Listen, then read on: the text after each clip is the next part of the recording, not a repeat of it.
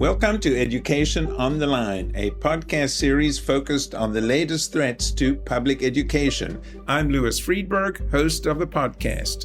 Today we'll be looking at threats to hard-won gains made by and on behalf of millions of disabled children in our schools as a result of threatened layoffs at the U.S. Department of Education, and how school leaders, advocates, parents, and students themselves can best respond. During the government shutdown, the Trump administration has issued layoff notices to almost everyone in the key agencies in the Department of Education that have been responsible for implementing the Individuals with Disabilities Education Act, the key piece of civil rights education that allows students to receive special education services in schools across the United States. I'm pleased to welcome two guests who have been at the center of the battles around special education for many years. Jackie Rodriguez is CEO of the National Center on Learning Disabilities. She worked for the American Association of Colleges for Teacher Education before that, and she's been a special education faculty member at the School of Education at William and Mary College. She is also a former special ed teacher at the elementary, middle, and high school level. Welcome, Jackie Rodriguez. It's great to be here with you, Louis. I'm looking forward to the conversation. And to bring us a state perspective, I'm also pleased that Kristin Wright, who is Director of Special Education for the state of California until 2020, has been able to join us. Before directing special education in California, she was an advisor on special education to California's State Board of Education. She has a teaching credential as well as a master's degree in special education. She's currently executive director at the Sacramento County Office of Education, and she also co-leads the California Center for Inclusive Colleges. Welcome, Kristin Wright. Thank you. It's great to be here. Thanks for having me. And we'll have to get you on another show to explain to us the work you're doing at the Center for Inclusive Colleges. I would love that. Let me turn to Jackie Rodriguez. There's been substantial reporting about the pretty draconian cutbacks that the Trump administration has proposed for the U.S. Department of Education. Could you just tell us what the administration is trying to do and your understanding of where things stand on that front right now? Let me start first by my understanding of what's taking place, and I can only speculate on what the administration is attempting to do, but I think there's enough evidence to suggest that the end game for the administration is the beginning of the administration's tenure this year, their intention to dismantle the Department of Ed. So all of that being the same, Congress is the only body that can dismantle an agency like the Department of Education. And earlier this year, when I met with the Secretary of Education myself, I asked her very specifically whether or not she would be moving IDEA, which is our seminal special education law, out of the Department of Ed and moving it into the Health and Human Services agency. And she very clearly said that it was not only increasingly unlikely, but that may not be the best space for IDEA any longer. And now 4 months later, after that call or that meeting, we see an entire gutting of the agency, and in particular, the spaces in which IDEA would be functional, which are the OSERS, OSEP, and RSA departments. IDEA is the Individuals with Disabilities Education Act, legislation that's been in effect for decades that guarantees every student with disabilities, I think the term is a free and appropriate education, right? Louis, you're 100% on the spot. 1975, IDEA was passed initially. And it was only after decades of advocacy by families of students with disabilities that law was brought to the congressional review and then passed. And we have now had it for 50 years. Its anniversary is this November. And we were hoping to celebrate the law as opposed to having to advocate for it to be continued. When you eliminate the people at the department that oversee this seminal legislation, you're not trimming the fat, as the administration has been purporting, right? What you're really doing is cutting out the mechanisms that ensure states comply with the law and the students get the services that they are entitled to. It's not bureaucracy that's being lost, it's the protection for students. it seems like they have been achieving their goals in this regard, but there's this Office for Special Education and Rehabilitative Services, kind of the acronym is OSERS, and they basically try to lay off all but one or two people in this entire agency. And OSERS oversees a bunch of special ed programs. Is that correct? That's correct. So OSERS for the layperson is how the federal government helps with guidance, with monitoring, with maintenance, and of course with compliance with the law. But in addition to that, it provides extensive research supports and research endeavors. OSERS is particularly why we know what's going on with kids with special education services across the country. They also, unbeknownst to many people, help prepare personnel, which is talent. So there are funds that come out of OSEP specifically, which is under OSERS, that help prepare master's degree students and doctoral students who serve students with special education needs. And OSEP being the Office of Special Education Programs. So a lot of acronyms, but Jackie, you have a very personal connection to this I do. issue. I became a special education teacher in my early 20s. So I've been in this field for decades now. But it wasn't until I became a parent and my own child started receiving services that I truly understood what it meant to be on both sides of the table. I have now been a teacher. I have been a faculty member preparing future teachers and future attorneys in this space. I have also advocated for great policy and supports for students in schools. And now I'm a parent whose daughter is receiving those services. So from all facets, I can give you some perspective on what it's like to be in a variety of school settings and how invaluable and incredibly necessary this law is. But without the personnel to help support and enforce the law, it truly is words on paper. Let me ask you, though, as a parent, you know that really what matters is what services and support your child is getting at the school, in the local level. Does what happens in Washington really have an impact on what's happening at a local level? Services might be delivered locally, but they exist because of the federal civil rights law, IDEA. And that is a promise that the federal government has gifted to students. And OSEP is the agency that essentially is charged with making sure that promise is fulfilled. And so parents may look at the child's school as the local level supports. And of course, that singular educator, or perhaps in the secondary levels, multiple educators are fulfilling that promise every single day. But the federal government, in particular, OSERS, with the Office of Special Ed Programs, Rehabilitative Services, those are the folks that day in and day out get the phone calls from parents. They field the supports from teachers that are being requested. They provide the technical assistance to the school systems. So without the infrastructure, the local level is deeply impacted. I just want to ask you before I go to Kristin Wright, I gather there's about 8 million students now and young adults who are served through IDEA, Individuals with Disabilities Education Act programs. Your organization represents kids with learning disabilities, which I see is the largest category of students. About 1/3 of students Correct. among those 8 million are classified as having learning disabilities. I think there's been a lot of attention on the growth of autistic kids, but what are your concerns about those kids being served? Well, as you mentioned, Louis, we are seeing 15% of the nation's school-aged population identified with a disability. It's a huge proportion of kids receiving services either with an IEP plan or a 504 plan.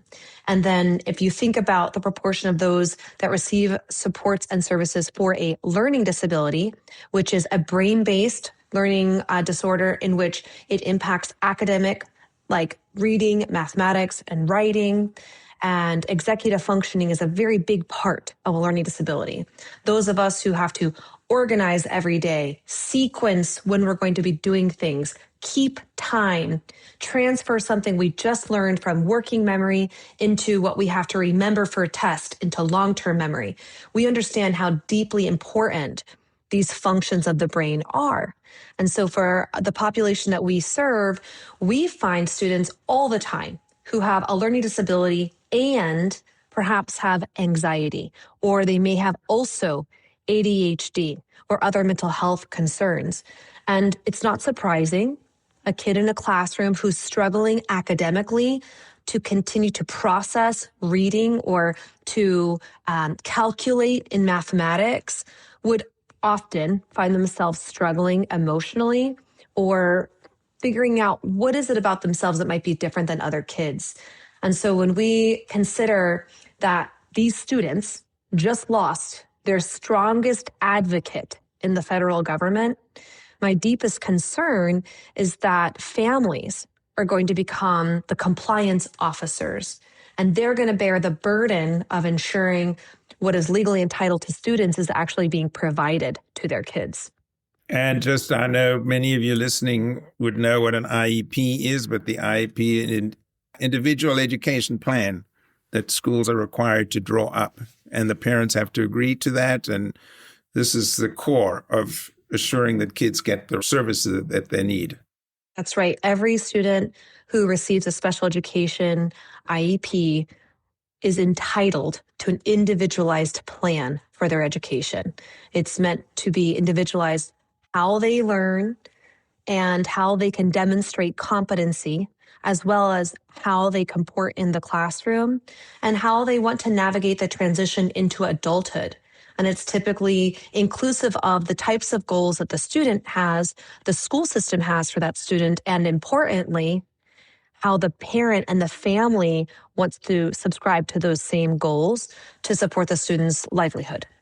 Let me ask Kristin Wright, you were in the hot seat there running a State Department of Special Education, dealing, I imagine, probably on a daily basis with the U.S. Department of Education.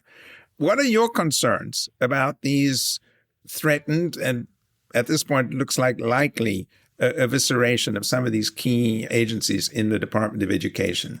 I don't like the signal that it sends. I think that from the perspective of just the general public hearing that this is not something that is valued is highly problematic. I do think, though, that states take on a very large role in ensuring IDEA. And I know for California, we have a pretty significant amount of IDEA codified in our state law. And our state agency takes very seriously keeping IDEA intact in California. And so when Jackie was talking about the parent interactions with the Fed, my perspective is that those interactions that most parents and families are having are with our State Department, and that they are filing complaints or have questions that they get assistance from our state. Now, I don't know how every State Department looks. I just know how the one in California looks. And I know that we field hundreds and hundreds of calls and talk to parents and administrators daily, much more than we talk to the U.S. Department of Education. All that said, if the rights for children and people with disabilities are valued in the United States, we have to have both funding that supports that and the oversight that also supports that.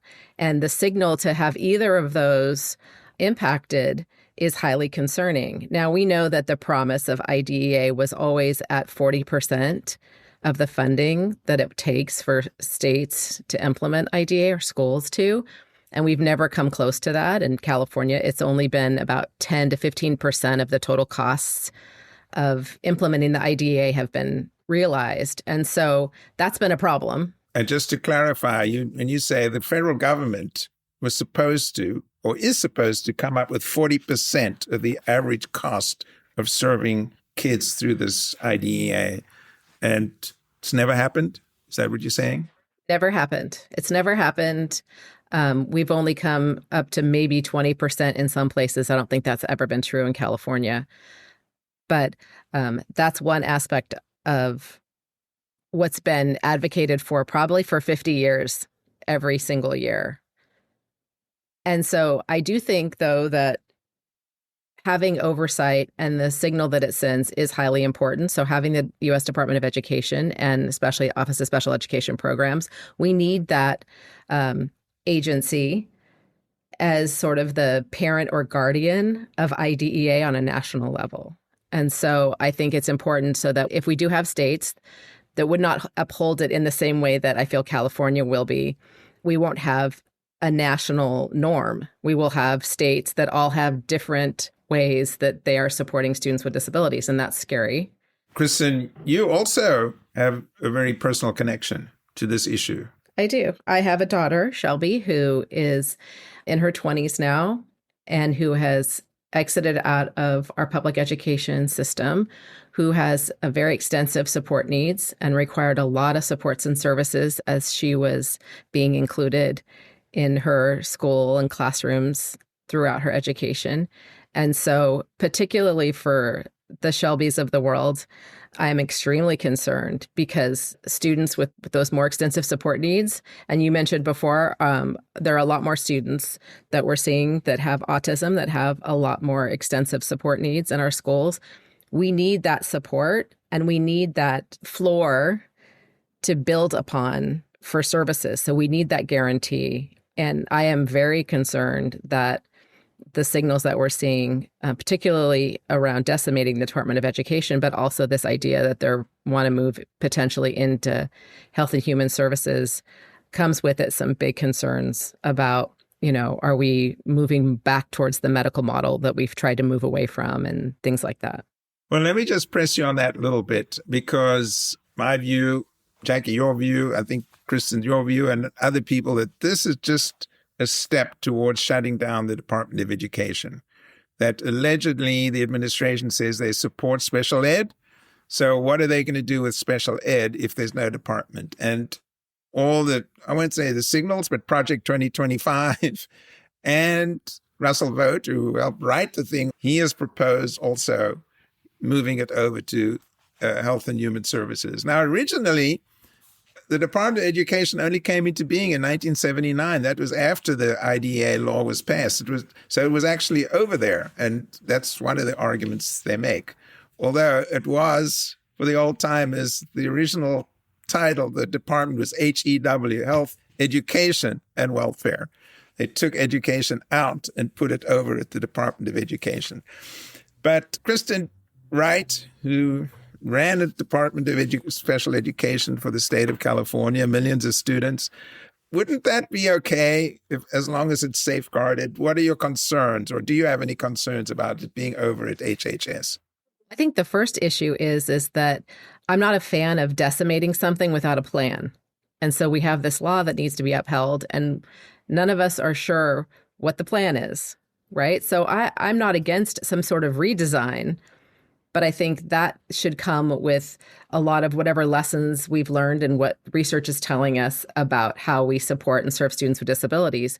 Now, like I just mentioned, if we're moving back towards more of a medical model, that is more of this idea around fixing disability versus seeing disability as a natural part of the human condition and as diversity versus something that is more I guess, physical in nature or something, again, that has to be fixed. I think that the one benefit, if we could find a bright, shining light in the darkness, would be that we would want to create a more integrated system of care for children and families. And so, we've seen with some of our movement towards the community school models and more of a whole child approach, that we would want to consider a closer relationship with Health and Human Services, because those are the supports that children and families receive in order for the conditions of learning to be in place. And so if there's a tighter connection there, I think that's a great idea. But is it a great idea to move it in there without a plan? And where's the rest of education then? Because again, we don't want to silo students with disabilities or special education in its own land and then have the rest of education somewhere else. So I'm curious. That's why this whole idea of not having a plan and a strategy for what we want for education writ large is problematic. Let me turn to Jackie Rodriguez, CEO of the National Center for Learning Disabilities. Do you have concerns about this plan to move it to HHS? Deep, deep concerns. I'm not as optimistic, perhaps, as Kristin is around the potential for outcomes if a move was to go to HHS. I think this disability community and the advocacy groups that are doing our best to communicate to Congress and to those left at the department have communicated authentically, thoughtfully, steadfastly that the entire purpose behind the Department of Education and why it's not part of the Bureau any longer and HHS is because it wasn't functional there. It had to move into its own agency because it was a dysfunctional portion without the type of infrastructure necessary to truly guide the education of all students. And so I would argue that the birth of the Department of Education was intentional, based on research and based on outcomes. And the dismantling of it not only is unplanned and unstrategic, but take it a step further, I'm deeply concerned that while the functions of the law may be placed within a different agency like HHS, the oversight and the supports coming from the Office of Civil Rights might not be moved with it. The Office of Civil Rights works hand and glove with the Office of Special Education Programs and Rehabilitative Services. All of those departments have been decimated. But the intention, I think, that the administration has now is not to full kit and caboodle move, but rather to break apart, dismantle, and disperse. And so what we might be seeing is IDEA on paper is functionally navigated through Health and Human Services.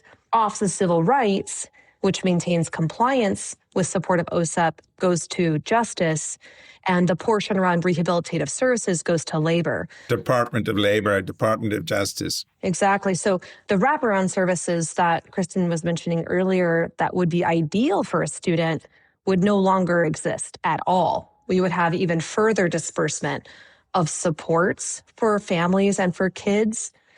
And I think a great example of why the department is necessary in this sense is while California has done a spectacular job of supporting families and has truly guided how IDEA is in the spirit of the law and the function of the law is meant to be supportive of students, not every state in this nation has done so. So when we think about the more recent history, we look at states like Texas, states like Idaho, where the Office of Special Education Programs, while parents have the due process in the state to, as Kristin mentioned, call the state up and say, we're concerned, or we think there's something going on, or there's discrimination, they also, parents have the right to call the Office of Special Education Programs. And parents within Texas and parents within Idaho exercised their due process within the state. They exhausted that. They had no remedy, and they had to go to OSEP in order for them to intervene and investigate. As recently as 2018, we saw Texas put an arbitrary cap on the amount of students that they would identify as needing special education services, when the whole country was close to 12 and 13% of students receiving services or being identified for such. Texas was at 8. Nearly half the students in Texas that should have been receiving services weren't. And it required the Department of Education to intervene and hold them to a higher standard and have them come into compliance. Idaho, similarly, just 2 years ago, was using a model for identifying kids with learning disabilities that was not compliant with the federal IDEA. Same thing. OSEP had to come in and investigate and help Idaho come into compliance. And so while we do have bright spots, we still, in the recent history, have several states that have required supports and interventions that the federal government is responsible for. And OSEP, again, Office of Special Education Programs at the Department of Education that Russell Vought really wants to wipe out entirely. One of the things that's been notable about special ed, it really has had bipartisan support over the years, probably because disability is not distributed based on political affiliation. That's number one. Number two, and maybe for this reason, the Trump administration is not proposing cutbacks in special education funding, which is kind of remarkable given the cutbacks they're proposing everywhere else. Is that something that one can build on? Is that at least gives you some leverage that maybe other programs and other areas of government don't have? The special education community, which includes the students receiving the services, the parents supporting the students, and the educators, right? The community is highly practiced in advocacy. To Kristin's earlier point, right? The legislation that we use to create these legally required parts of education for kids 50 years ago, but it required 20 years of advocacy to get it there. So that's the leverage point, is that we're all in concert saying, how can you say that you support kids with disabilities and then completely dismantle the infrastructure required to ensure that that actually happens? And the administration may not have cut the budget line in particular, but they did zero out large programs, including the president's budget, which zeroed out completely the National Center on Special Education Research. So that, again, is a signal that the administration is saying they support kids with disabilities, but in action, they're completely contradictory. So I do want to get both of your thoughts on what people who are in the trenches, maybe starting with education leaders, what can and should they be doing right now? The fact that we're on this podcast talking about it, the fact that the layperson sitting in a living room watching television is hearing about it says everything. This isn't a small issue. It's a broader issue. It's a signal around how we think about other humans in our society and what kinds of not just supports, but expectations we have for those humans long term. And education is a public good. In a democracy, when we think about educating the populace, democracies consider education a public good. And if we are dismantling the infrastructure, if we're removing the guardrails, if we're reducing the supports, if we're eliminating the research around that education, which includes general education, we are signaling to the populace that we no longer think an educated citizenry is necessary. So I do think it's every single person's responsibility to stand up, call their congressperson, reach out to websites like ours and other disability groups. We all have action alerts up. You can remain anonymous in many cases. Congress does need to hear from the general public. They don't just need to hear from parents and educators who are being impacted, which are important, but they definitely need to hear from every single person who believes in an educated citizenry, that this issue is not partisan and it's also not meant to be political. It is meant to ensure that as people age, they have livelihoods where they can be successful and add value to society. And so I encourage us to share the podcast, to encourage people to educate others on what's happening. Lots of people are not following the Department of Education because they no longer have kids in school systems.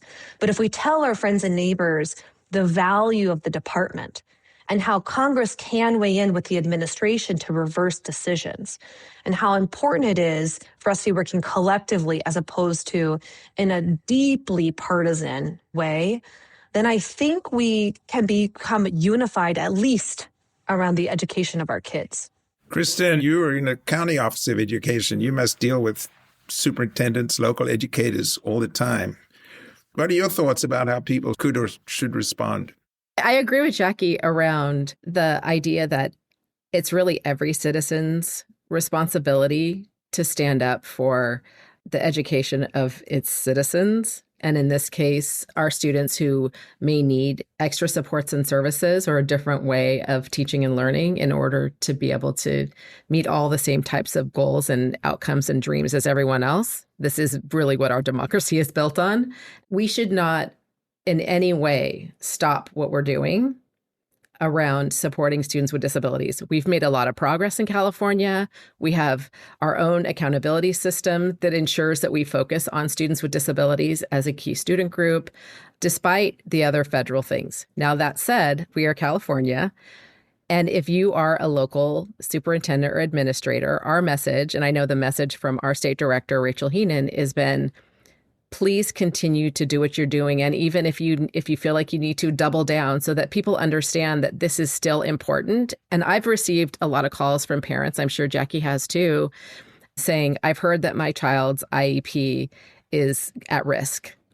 And what I would say is, our larger democracy is at risk around education, but today your child's IEP remains intact, and it's still state and federal law that students have the rights under their IEP, and states are still required to support everything they've been supporting all this time. And so we have to stay the course locally and regionally, and we all have to be pushing and letting our congressmen, women, and senators know that this matters to us, especially because IDEA has been around and, to your point, was bipartisan. It was a Republican president at the time, Gerald Ford, in 1975, who put this in place. This will really date me, but as a very young teacher, I was working with special ed kids in the 70s when this law was just being implemented. And it is really disturbing to see years later, first of all, the full promise of that law has not been realized, and to see the threats against it. I'll also mention that one of my closest friends for many years was Judy Heumann, who was a leader in the disability rights struggle. And one thing I'll say about Judy, she kept going. I mean, literally until the day she died, unfortunately passed away a couple of years ago. And one of the things that she was in a wheelchair, got polio when she was 5 years old. I never heard Judy complain, never, about herself. She kept going. That's the example that we need to follow for the people who this affects deeply on a daily basis. And Jackie Rodriguez, what are you telling your members now? What are you telling them to do, and what's next? We are telling everybody that is listening that this isn't a Washington problem, that everybody needs to recognize the necessity to get involved, and that this is a civil rights problem that they need to continue tracking and investing energy into. NCLD and other advocacy groups will never stop fighting to ensure, as Kristin pointed out, that every student with a disability receives the inclusive, high-quality education that they are promised. That is rooted in civil rights. It's not eroded by them. And so this isn't just a policy issue. This is a matter of principle and about our moral compass as a country, and where we believe we want to put the heart and soul of our work. And I truly believe most people think that that should be in students and in kids. So I hope people agree with us.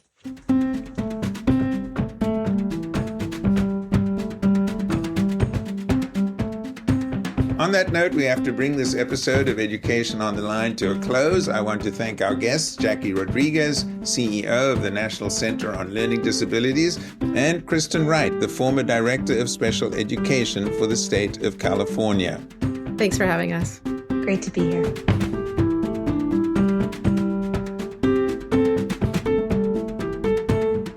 Our producer is Kobe McDonald. Our advisor is Pedro Noguera, Dean of the USC Rossier School of Education.